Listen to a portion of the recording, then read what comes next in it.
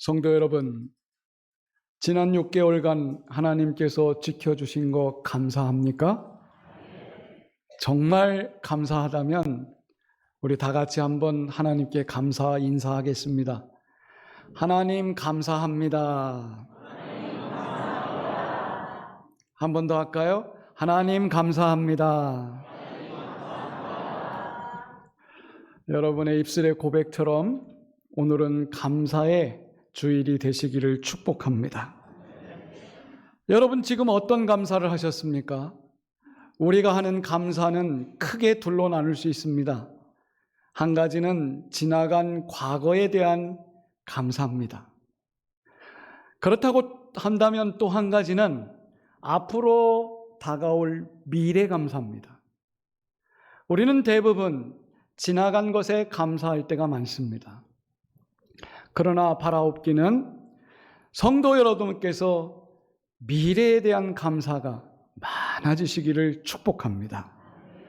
왜냐하면 출애굽기 23장 16절 한 절에 하나님께서는 두 가지 감사할 것을 우리에게 명령하셨습니다. 첫 번째는 맥추절을 지키라. 두 번째는 수장절을 지키라. 명령을 하셨어요. 1년에 2차례 하나님이 감사의 절기를 명하셨습니다. 맥추절은 뭡니까? 첫 번째 이삭을 베서 하나님 앞에 드리는 것입니다. 여러분, 수장절은 뭡니까? 1년의 농사를 다 짓고 이제 창고에 모아 드린 다음에 하나님께 드리는 제사가 수장절기, 오늘날 우리식으로 말하면 맥추절과 추수감사절입니다. 여러분, 어떤 감사가 더 위대한 감사일까를 논할 수는 없지만 이렇게 볼 수가 있습니다.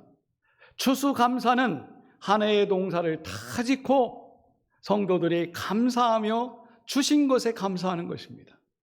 그러나 맥추절은 좀 의미가 다릅니다. 농사가 아직 무르익고 있습니다.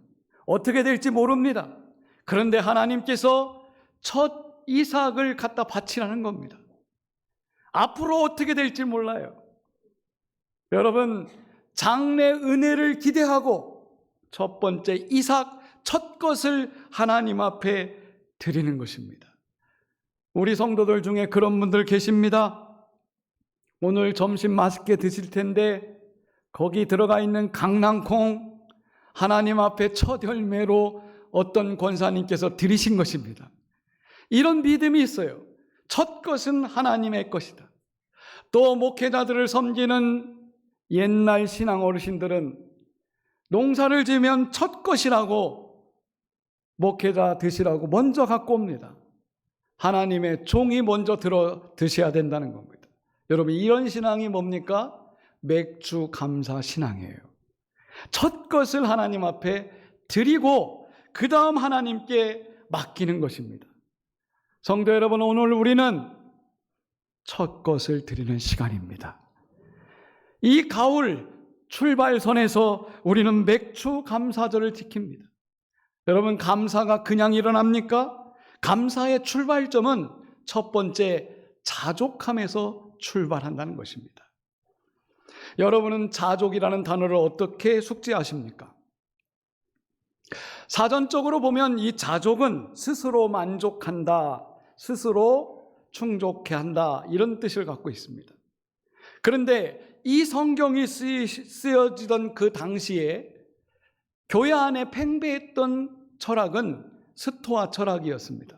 스토아 철학에서는 자족이라는 단어를 내 힘으로 만족을 만들어 가는 겁니다. 이런 사고가 성도들에게도 있었습니다. 자, 그런데 오늘 말씀 보십시오. 6절 말씀에 보면 자족하는 마음이 있으면 경건은 큰 이익이 되느니라. 아멘. 자족하는 마음이 있으면 경건의 유익이 된대요. 자, 그러면 여기서 말한 자족은 뭘까요? 성경에서 말하는 자족은 이런 의미로 우리가 해석할 수 있습니다. 하나님이 충분하시다라는 뜻이에요. 하나님이 충분하시다. 다시 말하면 하나님 때문에 나는 만족한다. 이 고백이 담긴 거예요. 그 고백이 담겨진 것이 자족하는 마음이라는 거예요. 여러분, 하나님이 충분하신 줄 믿으십니까? 하나님 한 분 때문에 우리는 그냥 감사가 나와야 되는 것입니다. 하나님 이름만 불러도 그냥 감사해져야 되는 거예요. 성경에 보면 하나님 때문에 저는 너무나 감사합니다 했던 유명한 선지자 한 사람이 있습니다. 하박국이라고 하는 선지자입니다. 이 하박국이 예언할 때 그 당시의 배경을 보면 강대국이 쳐들어와서 완전히 초토화됐습니다. 먹을 양식도 똑 떨어졌습니다. 하박국이 성 밖을 나가보니까 보이는 게 없어요. 그러면서 이렇게 하박국이 기도합니다. 비록 무화과 나무가 무성하지 못하며 포도나무에 열매가 없으며 감람나무에 소출이 없으며 밭에 먹을 것이 똑 떨어졌어도, 우리에 가봤더니 양새끼도 없고 외양간에 가봤더니 송아지도 없을지라도, 그 다음 이렇게 고백합니다. 나는 여호와로 말미암아 즐거워하며 나의 구원의 하나님으로 말미암아 나는 기뻐하리로다. 성도 여러분, 내가 뭔가 가진 게 있으면 감사하고 가진 게 똑 떨어지면 감사가 식어버리는 그런 신앙 여러분 갖지 마시기 바랍니다. 오직 한 사람, 한 분, 하나님, 그분으로 인하여 나는 즐거워하고 기뻐하리로다. 이게 하박국의 신앙이었습니다. 하박국의 신앙에 따르면 감사는 소유에서 나오는 것이 아니라 자족함에서 나온다는 것을 우리에게 가르쳐 줍니다. 많이 가졌다고 여러분 감사할 것 같습니까? 제가 한 책을 읽다가 깜짝 놀란 한 사실이 있어요. 미국 사람이 쓴 책인데 그 사람이 미국의 통계를 보면서 이런 얘기를 하답니다. 다리 위에서 떨어져 죽는 사람 중에 가난해서 너무나 힘들어서 떨어져 죽는 사람보다 가지고 돈 가진 사람들이 떨어져 죽는 게 조금 더 많대요. 여러분, 무슨 현상입니까? 많이 가지면 감사 막 일어날 것 같죠. 그런데요, 많이 가질수록 사람들은 비교하기 시작한답니다. 나보다 더 많은 것을 가진 사람을 비교하기 시작합니다. 25평 살아도 충분히 감당할 수 있는데 35평 가진 사람이 부럽고 비교가 됩니다. 여러분, 그 비교가 사람을 비참하게 만드는 거 아니겠습니까? 이스라엘 백성들이 광야 40년 걸어갈 때에 그들이 원망하고 불평하고 불만 가득했던 이유가 뭡니까? 이 사람들의 멸망은 비교 때문에 그랬어요. 말할 때마다 말해요. 말할 때마다 애굽에서는 이랬는데 여기서는 뭐냐? 애굽에서는 먹었는데 여기서는 먹지 못한다. 여러분, 말할 때마다 비교하는 겁니다. 애굽의 삶을 그리워하고 동경합니다. 그리고 애굽에서는 마늘도 먹었고 부추도 먹었고 정력제도 먹었는데 여기서는 뭐냐? 애굽을 갖다 끌어다가 끊임없이 비교했던 그 사람들은 전부 다 광야에서 죽었습니다. 성도 여러분, 이걸 기억하십시오. 우리에게 지금 있는 게 뭡니까? 하나님이 만나 주셨죠. 메추라기 주시고 생수 주시고 옷도 떨어지지 않게 하시고, 여러분, 낮에는 구름기둥 밤에는 불기둥으로 하나님이 인도해 주셨는데 왜 자꾸 비교를 합니까? 여러분, 기억하십시오. 감사는 있는 것을 바라보게 하지만 비교는 없는 것을 보게 한다는 거예요. 여러분들에게 없는 것을 보게 하는 것입니다. 그러다 보니까 여러분, 우리가 비교하기 시작하면 남들은 저렇게 잘 나가는데 나는 이게 뭔가, 너네 자식은 저렇게 잘 되는데 우리 자식은 이게 뭔가, 여러분, 그때부터 불만, 불평, 감사가 사라지는 것입니다. 똑같은 월급을 받고 똑같은 직장에 다니는 두 사람이 있었습니다. 한 사람은 자기보다 월급이 더 센 회사에 다니는 사람과 비교하기 시작했습니다. 내가 이거 어줍지 않은 직장 다니면서 부끄러워 죽겠다. 그런데 한 사람은 집에 돌아가서 자식들 공부 다 가르치고 우리 집에 이렇게 편하게 살 수 있는 것은 이 회사 때문이다. 감사하는 겁니다. 성도 여러분, 비교하는 순간 우리는 비참해집니다. 감사가 도망갑니다. 감사의 출발은 자족에 있습니다. 여러분, 자족하시기를 축복합니다. 하나님께서는 두 번째 우리에게 말씀하십니다. 너희가 감사하려면 범사에 감사해라. 범사에 감사하라. 여러분, 범사에 감사하라는 말이 뭡니까? 범사라는 것은 여러분들이 살아가는 모든 일상 속에 감사가 떠나지 않도록 하라는 거예요. 그러려면 다른 거 없어요. 여러분의 시선이 어디가 있느냐는 겁니다. 우리의 시선이 어디가 있습니까?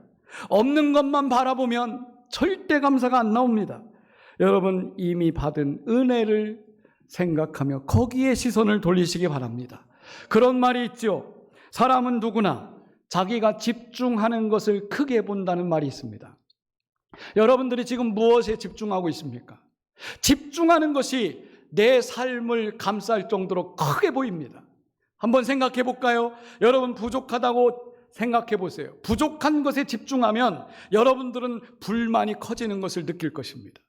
없는 것, 여러분 거기에 집중하면 없는 것이 나에게 불평을 가져올 것입니다. 안 되는 것, 거기에 집중해 보십시오. 여러분, 그 순간 나는 정말 안 되는 사람으로 변합니다. 그러나 반대로 받은 은혜에 집중해 보십시오. 받은 은혜에 집중하면 만족이 일어날 것입니다. 여러분들이 앞으로 받을 은혜에 집중해 보십시오. 그러면 반드시 감사가 먼저 나올 것입니다. 하나님은 우리에게 범사에 감사하라고 그랬습니다. 이게 쉽지 않기 때문에 하나님이 명령하신 것입니다. 여러분, 자족하는 거 결코 쉽지 않습니다. 그러나 성경은 누누이 우리에게 말씀합니다. 오늘 7절, 8절 말씀을 보십시오. 우리가 세상에 아무것도 가지고 온 것이 없다. 맞습니까? 아무것도 가지고 가지 못한다.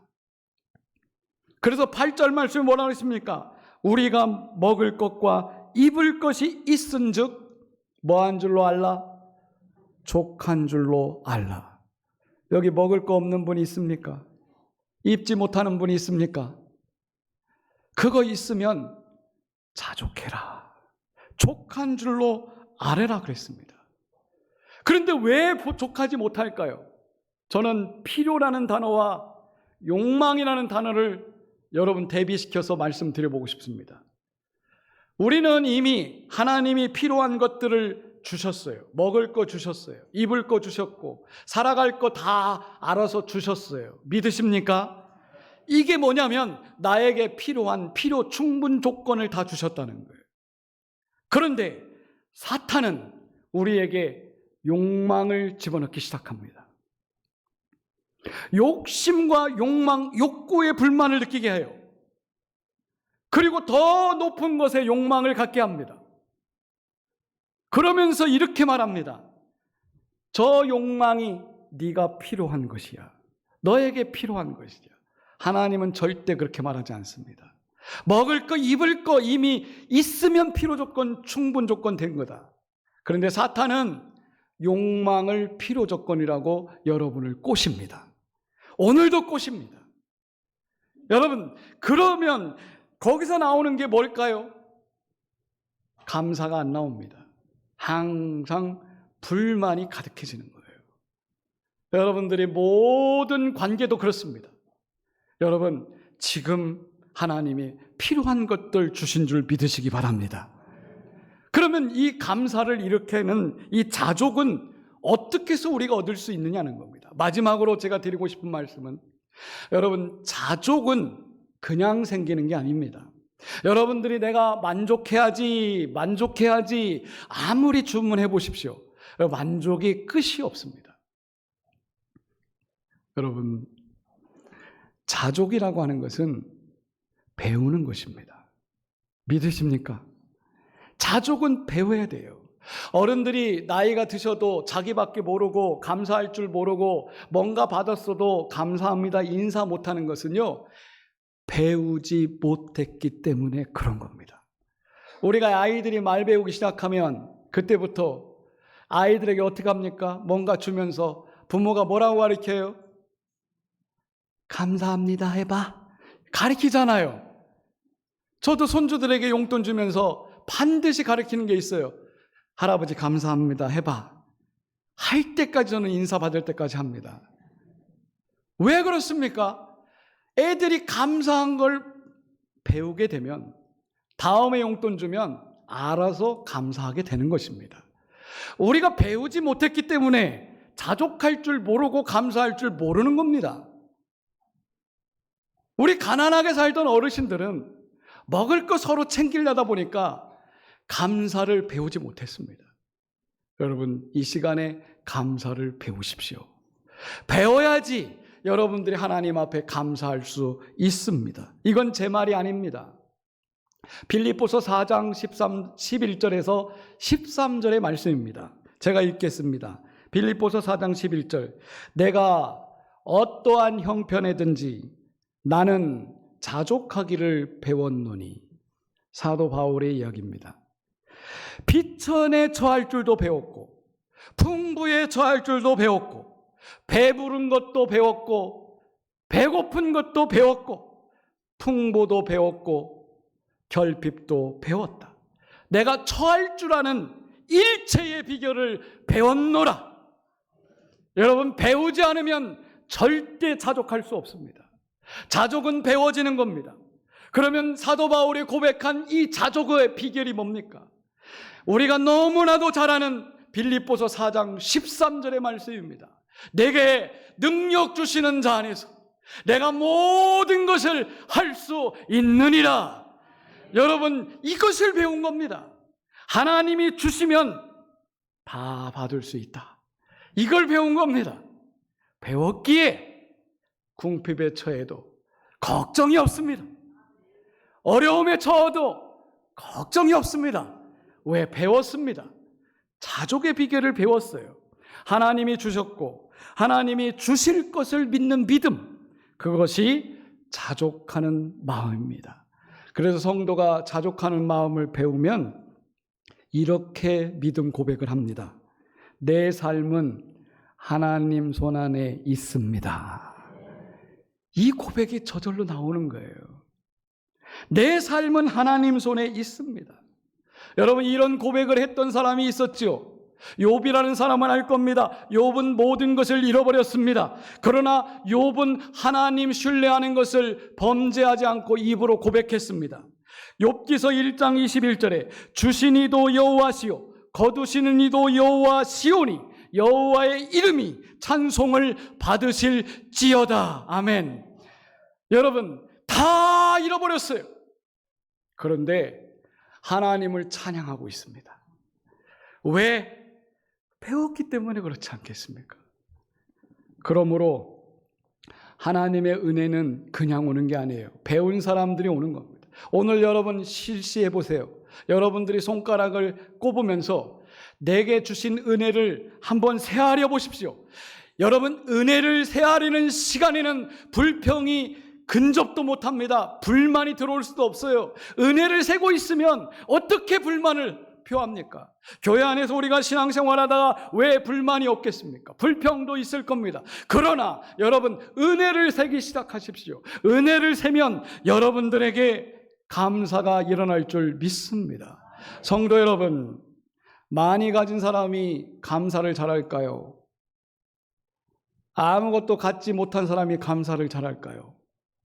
오늘 여러분들이 이 설교를 처음부터 들었다면 이런 대답이 나와야 됩니다. 자족하는 사람이 감사한 겁니다. 많이 가졌건 적게 가졌건 양이 중요한 게 아닙니다.